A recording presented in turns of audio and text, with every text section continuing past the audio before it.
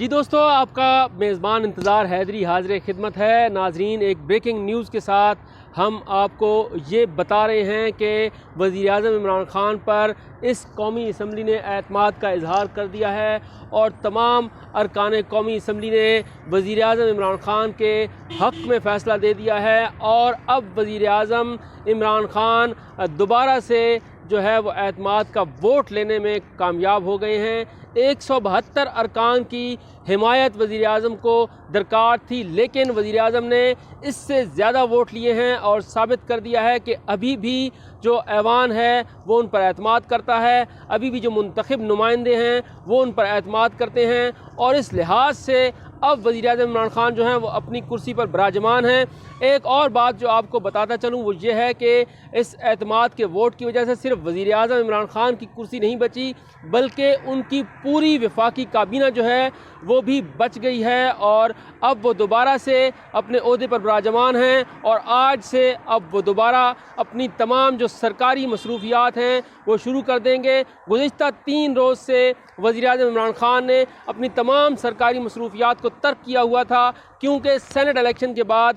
ये फ़िज़ा बन गई थी कि वज़ीर-ए-आज़म इमरान ख़ान अक्सरियत खो चुके हैं और उसके बाद सदर मुमलिकत की तरफ से जो नोटिफिकेशन जारी किया गया था उसने भी जो है वो तशवीश में मुब्तला कर दिया था हुकूमती इत्तेहादी जमातों को, ख़ुद हुकूमत को, और अपोजिशन इस मामले पर बहुत ज़्यादा खुश थी। लेकिन आज इमरान ख़ान जो है वो दोबारा अपना एतमाद बहाल करने में कामयाब हो गए हैं और अब वो मुल्क के मुंतखब वज़ीर-ए-आज़म हैं। इनसे पहले जिनको इस एतमाद के वोट की ज़रूरत पड़ी थी वो इन्हीं के सियासी हरीफ हैं, मियाँ नवाज़ शरीफ। 1993 में सुप्रीम कोर्ट के फ़ैसले के बाद मियाँ नवाज़ शरीफ ने फिर इस कौमी असम्बली से रुजू किया था और उस वक्त फिर उन्होंने एतमाद का वोट लिया था और ये 1973 के आइन के बाद दूसरी मरतबा कोई भी वज़ीर-ए-आज़म जो है वो इस ऐवान में आया है और यहाँ आकर उसने एतमाद का वोट लिया है। इससे पहले इमरान ख़ान ने अपने तमाम अरकान कौमी असम्बली को ये कहा था कि जिस रुकन ने मुझ पर एतराज़ करना है वो मेरे सामने करे और जुर्रत करे, क्योंकि बाद में पैसे लेकर बिक जाना ये ज़मीर फ़रोशी है। इसलिए अगर किसी को इख्तलाफ है तो वो मेरे सामने करे। लेकिन जब स्पीकर कौमी असम्बली ने वज़ीर-ए-आज़म को बतौर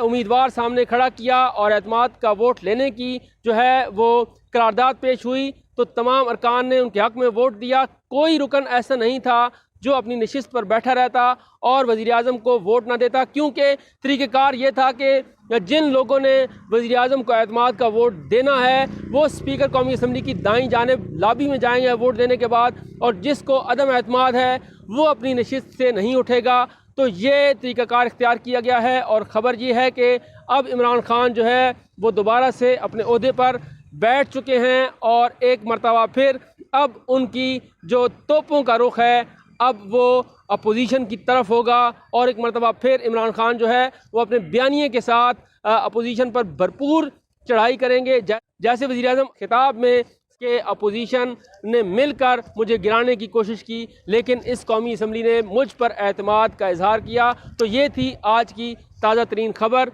इस खबर के साथ मुझे इजाज़त दीजिए और हमारा चैनल अगर आपने सब्सक्राइब नहीं किया तो उसे सब्सक्राइब ज़रूर कीजिए ताकि आपको आने वाली दीगर अपडेट्स भी मिलती रहें।